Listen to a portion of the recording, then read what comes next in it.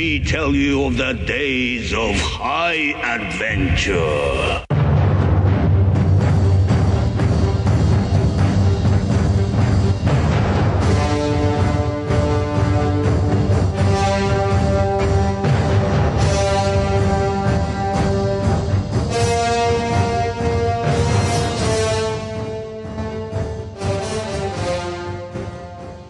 Hey, I'm Mike.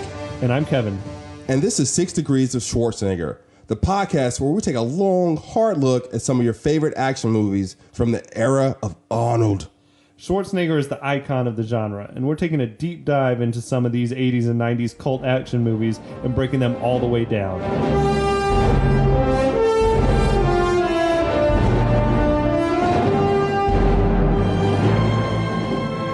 Welcome back, everyone. Mike, John, and myself are here with the exciting conclusion of our series on the Beastmaster. Last time out, Beastmaster and his menagerie had met Seth and Tal, who also want to overthrow the evil priest Maax. They've just found out that Maax is planning to sacrifice Kiri, the temple slave. Now let's get back to the action.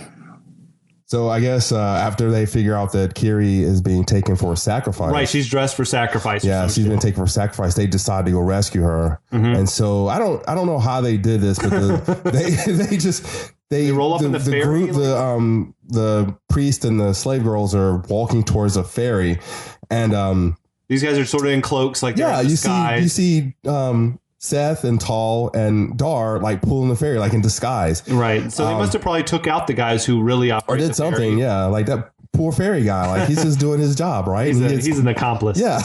One of the priests like pushes Kiri down. Right. And she kicks him in the nuts. Now, I don't know why I thought this, but I was for sure that all those priests are castrated. For no reason. Interesting. They never speak. They never. Grunt. I just was like, these guys are castrated. Like, I was like, no way they have nuts. So I was just weird that she kicked him there. Kicked him in like the fleshy area where there's nothing. She kicked him in the upper thigh. But so she kicks him and then he tries to drown her and setting off a chain reaction. That's when all the fighting pops off. Yeah. The big cat appears out of nowhere because he wasn't on the ferry. Yeah. But I assumed they were coming from the other side of the water and how'd the cat get there, but maybe they just told him to set on the other side or something. Yeah. that part, yeah, that is Sharak carried the cat across the If he could pick up that kid, he could pick up that tiger. Can you see that hog carrying that tiger across the water? They should have shown us that. But missed opportunity. And let's be real, probably just whoever's the cat handler wouldn't let them put the cat on the boat. Yeah, they're all kind of violations. They were all probably crowded, and they're like, "Now, if the cat's on a little 10 by 10 raft, he might maul you." There's nothing I can. Is only gonna move. He might tip the boat over, and then he can't swim. I can't do nothing for you. The dye comes off. All the time, they gotta repaint him. It's a whole day of production down there. We had another tiger drown. We had to find another tiger to bring on. But anyway, I'm good with it. But they're trying to take these priests alive, like they got them bound and gagged. Yeah, I was wondering about why? The hostage situation. What's the point of taking them alive? What do you exchanging? We know Maax doesn't value these priests' lives. Mm-hmm. We've seen him have some dudes just kill himself for no reason earlier. Yeah. Anyway, they don't know that. Well, Seth does. Seth knows that. Yeah, they know. They know damn well. A lot of that scene, especially the kicking in the nuts and then her voluntarily murdering 3 defenseless guards, is starting to set Kiri up as something more than what she's supposed to seem like, which is a defenseless maiden. But anyway. Anyway, they get away as like other priests are shooting arrows at him and whatever. Yeah, these arrows. This dude was like a marksman with the arrows, though. He kept just bullseyeing on that the masthead or whatever. But you can't hit the real target. He put like 5 arrows in the masthead. It's totally a stormtrooper shooter.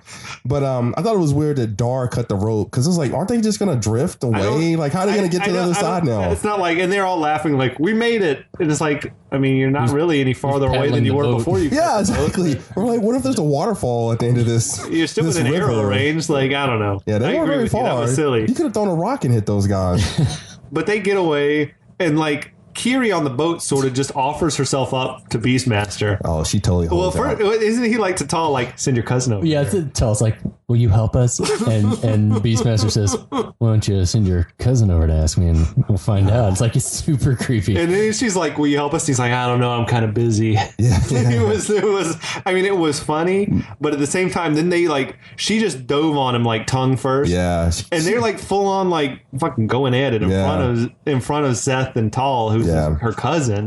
No offense to Mark Singer, sir, if you are listening to this podcast. I hope you are. But he might be. It was just, your romantic prowess doesn't really come off in this film. I'm sure you did well in other areas, but I'm just gonna say I think they fucked on that boat.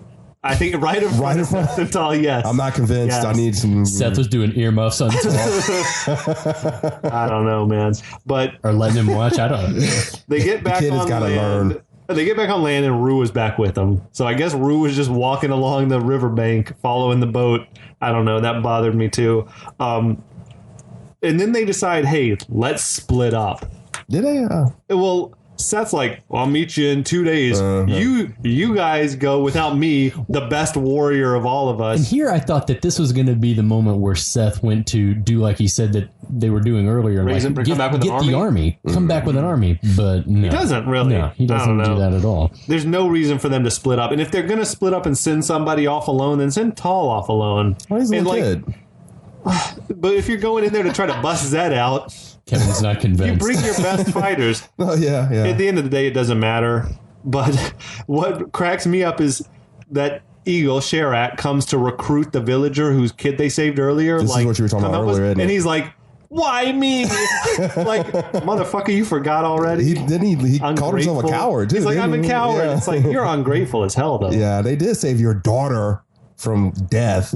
Yeah, like you forgot real quick. It's been like 3 days. From a writing perspective, though, do you think that like Coscarelli and Peppermint are in the thick of writing the script, and does that even occur to them? They're probably just like, why he needs to be a coward. It's a chance to have a laugh. Yeah, exactly. That's exactly what it is. Yeah. Anyway, that cracked me up though, and then I like that he could understand what the Eagle was trying to get him to do. Yeah, like Chewbacca, he's like, and oh yeah, I'll come over here, I guess, or whatever it was. He's like, let me get the wagon. Then he doesn't know what that Eagle wants. So I guess right after that, they I think his name was How do you say it? Sako. Sako. Yeah, the villager. His name was Sako. Okay. He does take the group into the village. And, Tall still has that ring on his finger. Yeah, and so the ring Maax sees everything. Yeah, the ring can see. And so Maax still he knows they're coming, right? Maax knows they're coming. He literally can see them coming and does not send all his guards out to attack.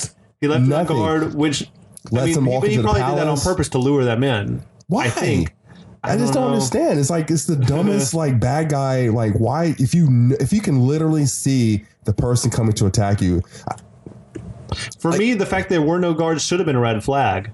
For the good guys. Like, this doesn't seem right. This seems like a trap. Yeah, but so I guess I don't know what happens to Seth. Is he off now? He's off doing God knows what. He's probably chasing some Dar.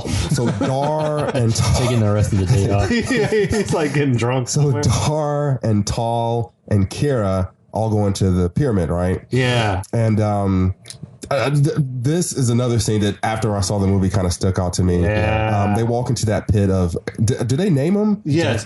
Death guards. But to me, they're berserkers. Like they're like a game berserker. We said they were like Uruk-hai from Lord of the Rings. Yeah. They're like just the mindless. They only move forward, never retreat. Yeah. And they'll kill anything in front. And I would say they're almost worse than you were. They were scary. Yeah. I'd say they're even more mindless. They got the sharp, spiked armor on their arms and legs, and like the mask on and glowing eyes.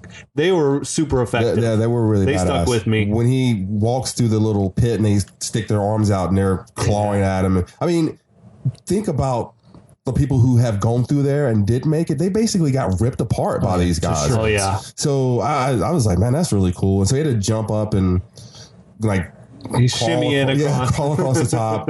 And then Tall and Kira are like, oh, okay, it's safe now. He closes the gate. Oh, no, you're right. They weren't going to just walk through, though. He's like, wait a minute. You're right. Let me close it first. And then you can come through. They weren't just like, okay, now we can walk through. Yeah. What? You're right. They didn't want to die. Yeah. And Is this so? He watches them make one of them. Yeah, through like a hole, and they like drop a creepy leech in a person's ear. Yeah, but isn't this where Kara leaves the group? Yeah, she disappears for a moment. Yeah, she goes off on her own. Like she could have like, if you know like how this pyramid works and like all these secret passages and everything. That's useful information. Thank you. Like you could have told us that at some other point. What cracked me up though is so she disappeared into a secret door in the wall, came back out 2 minutes later, looking 99% the same. Oh yeah, she had like her hair in a bun. She had her hair up. She had a knife on her belt, and like she had changed dresses. It was I watched it 5 times. It was a different dress, but it was the same color, same length. So she had time to put on a different. She dress. looked 99% the same. And she came back, and Beastmaster's like jaw hit the ground when she walked out. Like, holy, whoa! Why does she look like that? He's like, why does she dress like that? John was saying every line of dialogue he had after that was like, what's up with Kiri? Like, is right? this Well, the entire movie, anytime anyone asks him, like, what are you doing here? He's like, where's the girl? He was thirsty. He was like, he had it turned up to 100 when she came back out. I mean, maybe that B stood for something else. Yeah, no, it definitely does. But then also in that same he has a conversation with Tall, like, why is she dressed like that? And Tall reveals that she is a member of the ancient Trove sect or whatever that has lived in the pyramid for years. Yeah, like they used to guard the pyramid. That for whatever reason, Maax has no knowledge of. No knowledge of their secret. Well, I mean, maybe he enslaved the women when he took control of the pyramid, but still, like, yeah, he should know his way around that trap door or whatever she went in. Yeah, he doesn't know where the secret Trove closet is. Was she really a slave? Like, was she really? Well, she was allowing herself to be. Yeah, a slave, exactly. Right? Was she just allowing? Yeah, herself I can see that. They find their way to where Zed's at. And they discover, oh my God, he's been like blinded, like his eyes have been poked out. Is that what Gross. it was? I couldn't tell. They were just like dark. There were no eyeballs. Creepy. And then that's when Maax and one of the witches appear and like slam the door, and they're like, "Ha, we got him trapped." Right? Yeah. Don't Kodo and Podo? Oh yeah, he sent Kodo and Podo. He sends Kodo and Podo down there to get those keys first. They think they're going to need even get into pop in the cell. There's so many red flags on their rescue mission. They should have known. It's a anyway, disaster. So they've lost Kodo and Podo because the berserkers popped whatever. He's chasing them around the pyramid, and then that's when Rue shows up to save the day. Right? He like comes up behind him, and they're like, "Oh shit, let us get in the cell too." Maax is looking through the door and says, "They'll be sacrificed at dawn." And then Rue shows up and he says, "Never mind, kill them. Never mind, let's just kill him now. Kill him now." Like again, Maax, why are you trying to wait? Yeah. Formal sacrifice, nah. And sacrifice in front of who? Like, what's the? Just kill him right. Just kill him right now. Bad guy, kill them right now. So they come in there, and then he sends the witch after Beastmaster to kill it, and she's creepy as hell. And she starts creeping up the wall. She like throws something in his eyes and blinds him, and she's like climbing up on the wall. But little does she know, I guess, that Beastmaster, like, he switches his vision over to see through Rue's eyes, and he can see her there, and he stabs her, and she dies and cackles. I'm gonna have to find that cackle. Oh, it's a great one. It's probably just a sound effect they took off of whatever. But then Rue's gonna come at Maax, and Maax just like runs off down a secret passage behind the stairs. Like, so there was a way out of the cell the whole time. It wasn't even a secret passage. In Zed's defense, he couldn't see it. So that's true. I mean, he could have felt the walls or something. Yeah, you would have think he'd walk around the room feeling the walls. You're right. It wasn't like he even like pulled a light switch down or like or pushed in a stone or something like that. He literally just ran behind the steps. Like you would have thought Zed would have stumbled on that at some point. So the good guys, they fight their way free with a lot of help from the animals. Yeah, Kodo and Podo run towards the cell, and they bring the berserker kills a bunch of the priests. They bring the berserker with them. They send Tall and Zed down a passage, and then the thing won't close, and I don't know how this thing works, but he busts something in water. Well, that's the thing, is that they run in the room, and it's the removable skull in the drain or whatever, and Tall intuitively knows how to operate the thing. He turns there was just a big lever, but he was Zed's it was weird. Dad, I don't know. And I'm going to say I feel like this whole section is probably going to be cut out. Well, it should have been cut out of the movie. Yes. We should just say there's a big rescue scene and some shit goes down. There's a big rescue and they get out of there. I feel like they were like, we have these animals on set and we need to use them to their maximum. I mean, it's like, because Tall and Zed go and down I guess the cat No one knows cat did not crawl up that other tunnel, so he must have come out. Sherak took him out. Sherak carried him away. And then Dar goes back in. Beastmaster goes back in for the ferrets. He's like, I can't leave my ferrets. This continuity-wise is a disaster. It's like, what is everyone doing? Yeah, it was. Yeah, but then the ferrets are coming right there, so he's like, okay, cool. He can't get the thing to lift back up, or whatever happens. I don't know. He crawls up another tunnel. They crawl up an air. Kiri's shaft. There. Yeah, she came back. She didn't leave with the rest. Like he had her back. He had his back turned, and I guess she didn't go down the stairs. I thought so. That's what I didn't understand. I thought she did. We see her go down, but then he does turn his back for like 30 seconds. Yeah, so I think she came back. I think she went down. She may know another secret way, and then she came through another secret passage. That could be too. She knows her way around, which means they could have gone out a different way. This chick knows so many secret passages and doesn't tell anybody about anything. It doesn't even matter. Like at this point, they get away. I think the Sherak comes and saves them from the berserker. Yeah, because it claws the berserker's face up. Yeah, then Eagle Rescue 4. Okay. I feel like that really they really had an eagle attack. Like an actor in a mask or something like that. Like that seems a little dangerous, like crazy dangerous. He does manage to like cut the rope they're climbing down, and they luckily fall right into the wagon with the villager guy, just about the same height as the berserker. Yeah, but they land in the hay. They land in the hayride or whatever. Yeah. Which I guess had the tiger in the back of the hayride as well. We just never saw him there. I don't know. It doesn't matter. At this point, I guess maybe Seth, he's off been rounding up other supporters. Like they're around a campfire and there's a lot of people. Right. And that's when Zed's telling him, like, we're going to go back in and we're going to take the village back. And Dar's like, that won't work. Like, even if you take the village, the Jun army's coming and they're too strong. And Zed just fucking turned on him. Yeah. I guess they were setting up that Zed doesn't know that Dar's his. He's blind, so he would not know anyway. But he straight up calls him a coward. So, he says you're a freak. I don't need cowards on my team. It's like this dude who doesn't even know you. Who just saved your life. He came in with a woman and a young boy against God knows what in the pyramid to save you. Yeah. And you're calling him a coward. It was weird. Like, it was very strange. Like, to me, it was like Zed has just lost it. Like, Zed's a lunatic. Right. Like, he's so mad. I think what it is Zed's so mad. Well, he's crazy, but he's also so upset because he'd been trapped in this jail for God knows how long. Like, we're talking years. I think that's when he says, like, Maax killed my unborn son and he killed my wife. Yeah. Which that made me think it was probably at the same time, like when they took the baby out, maybe it killed the mom. Yeah. He was like, I want to get revenge right now. Of like he can't wait. He's like, he's kill crazy. Yeah, so he's not thinking straight, man. But that was a sick burn he put on Beastmaster, Go crawl man. That down a hole with your beast. He just he tore him a new one and like. And Dar's like straight up. He left Beastmaster in tears. Dar cries. He cries. He ripped him so bad. He's like, Conan doesn't cry, man.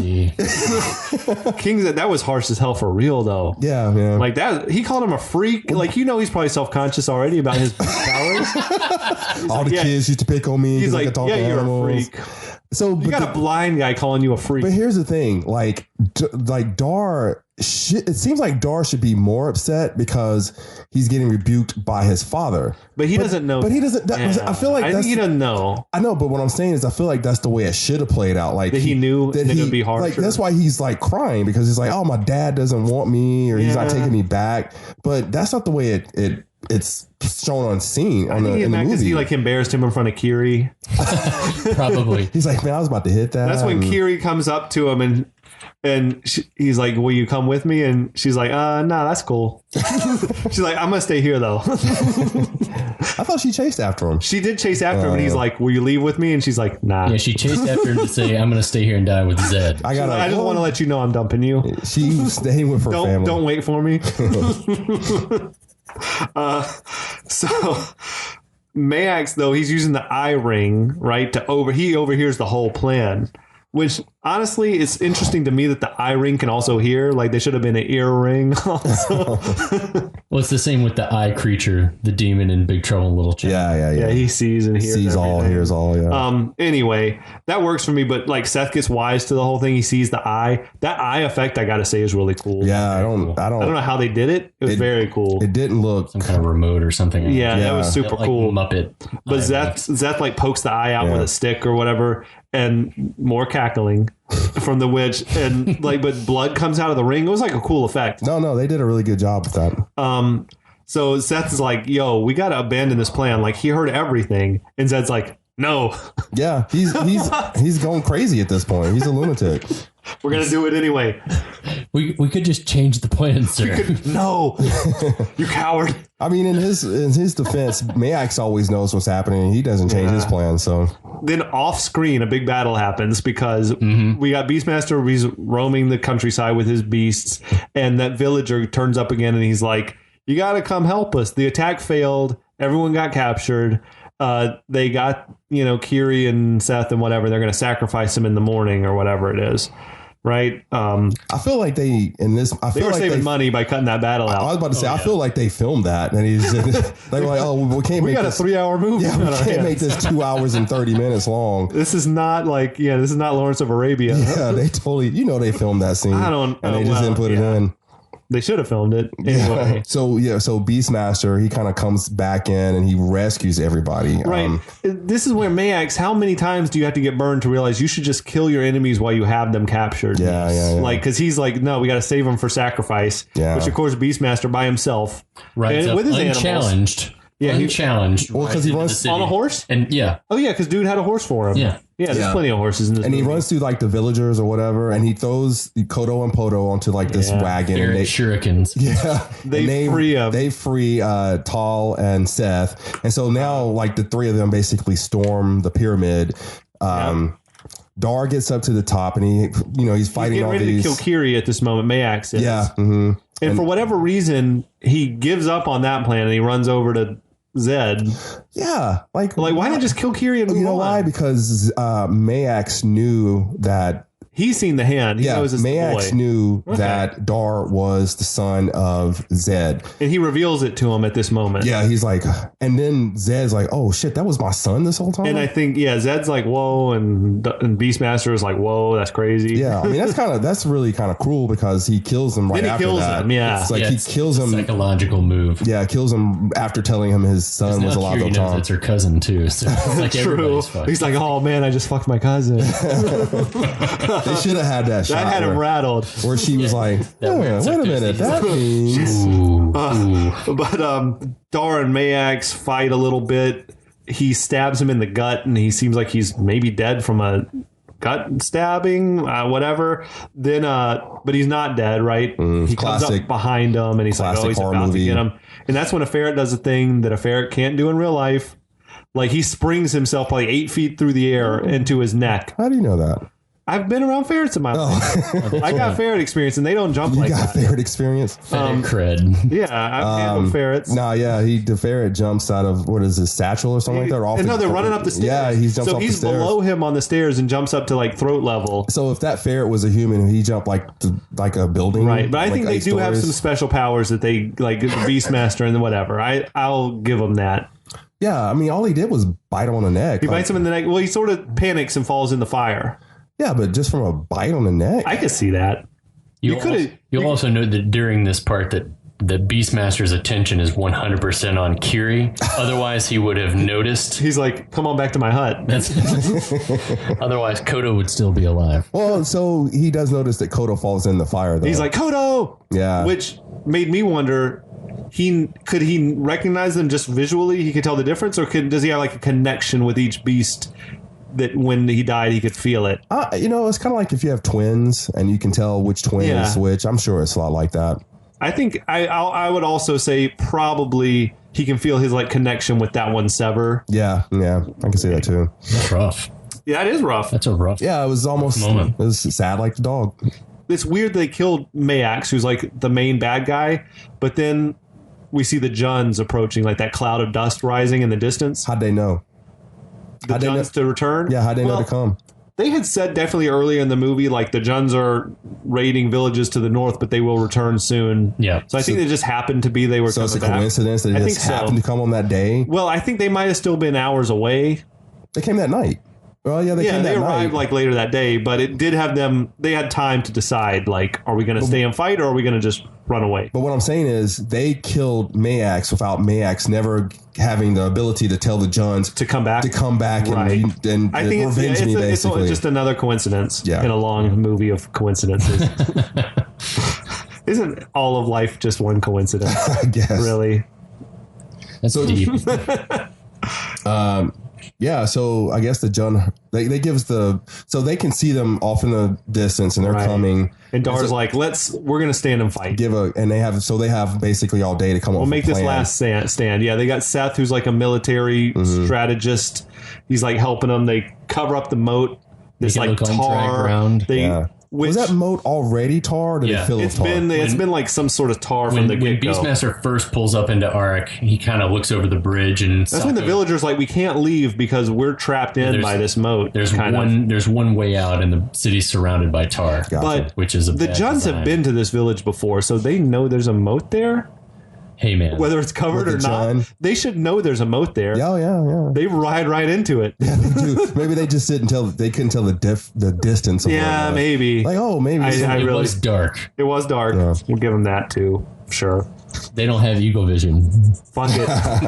I don't think they gave that much of a crap anymore as filmmakers. They're like, let's just finish. Yeah. They're probably like, we just got wind this Conan movie's coming out. It's going to blow us out of the water anyway. That's kind of how I feel about this film.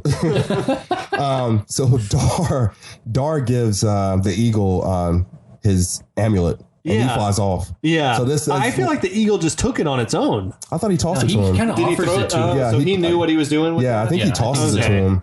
And so that amulet, you didn't even think anything of it when he got it from the bird people initially. So it comes in really, like, it's a huge plot point at the end. Big time.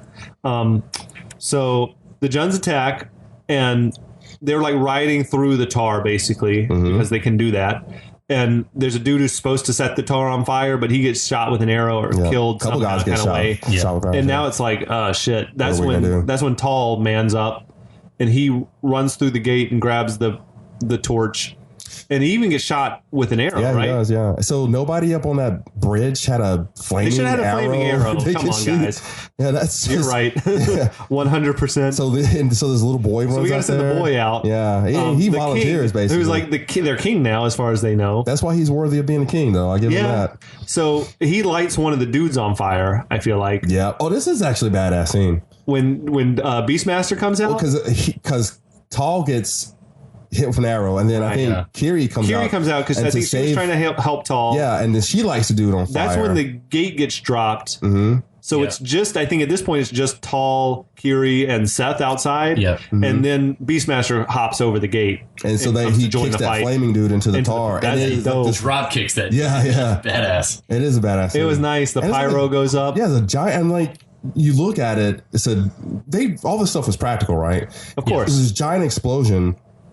There were like a couple of actors like right there. Yeah, there was like flaming debris falling down around them. Yeah, I'm sure it wasn't the real actors. They were probably soaked in water or whatever they do to sort of make you flame retardant. They had to feel that heat though. Like they had to have felt that heat because that explosion like right in front of them.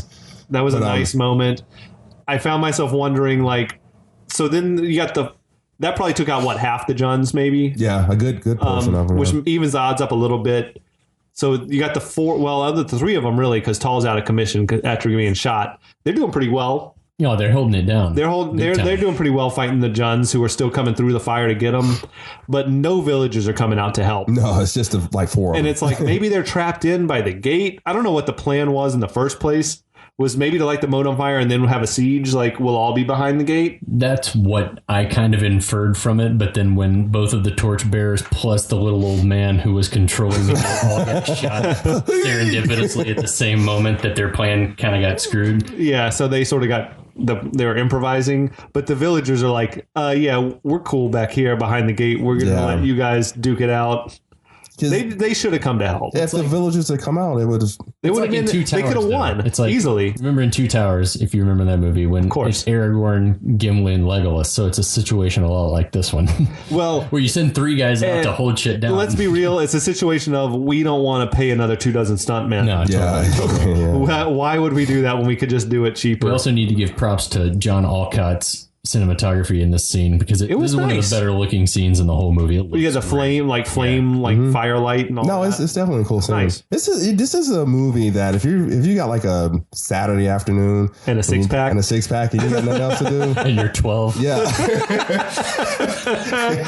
we totally advocate underage drinking on this podcast. as long as you're at home. But the Johns get them surrounded and it's like game over. And that's when the big baddie from earlier comes in with the wings on his helmet and he's like, let me fight Beastmaster by myself. Those were deer antlers. I think they're like bat wings. They're like bat wings, like leathery. Sort of. Right, because then he knocks one of them off, right? He does. He like cuts one off. Yeah. Anyway, they have the big one-on-one battle, which is pretty epic.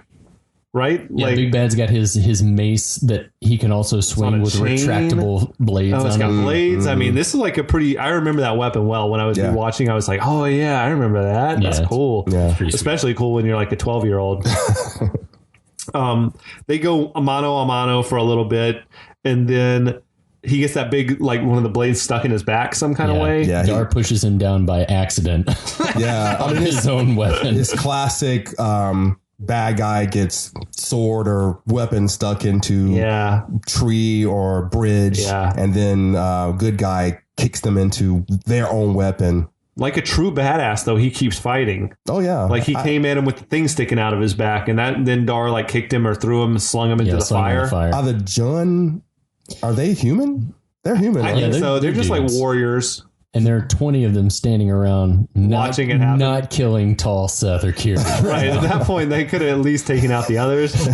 We're just all looking at this epic battle between these two. So all for naught. Like he kills the big baddie, and then they're back where they were before, surrounded by 20 guys. What does he do? Throw him into the fire? Yeah, he like throws him into the, which is a rough way to go. He like slings him in. It's pretty nice. Yeah. And they're surrounded again. Yeah, so it's like, okay. Back to stage 1. And that's when our monster people show up, whatever they are. Eagle save number 5. Yeah. So can you do your eagle noise again?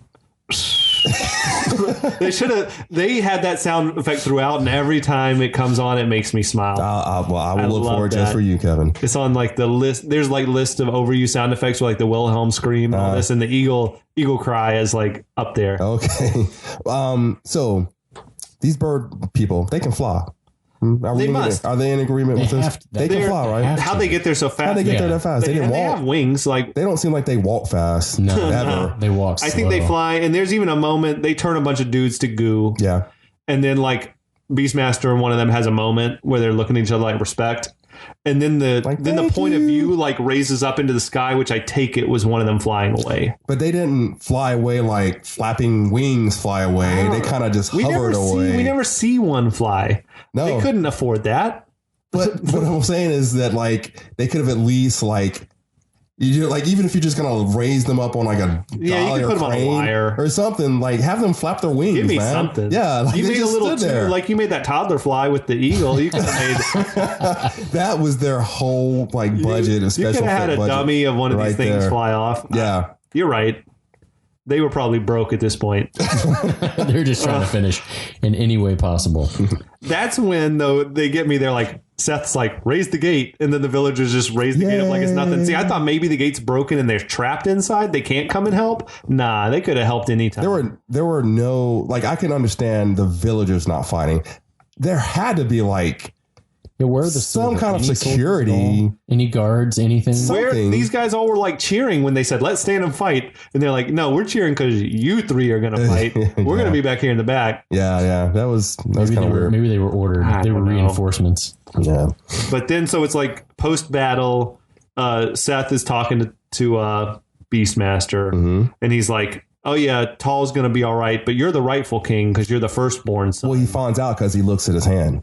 He grabs his hand and he looks at his hand. And he's like, wait a minute, that's the symbol of the pyramid or whatever. Yeah. So you are the rightful king. And Dar's like, I don't want that. Yeah, that's not for me. You've been raising Tall to be like this king and it should be rightfully you his. And Tall should be the ones running the show here, which is like, that's pretty humble and modest, whatever. So are they? He's like on to the next adventure probably in their mind when they're making the movie. Yeah. He's the king of that village, or is he the king of like all they can see?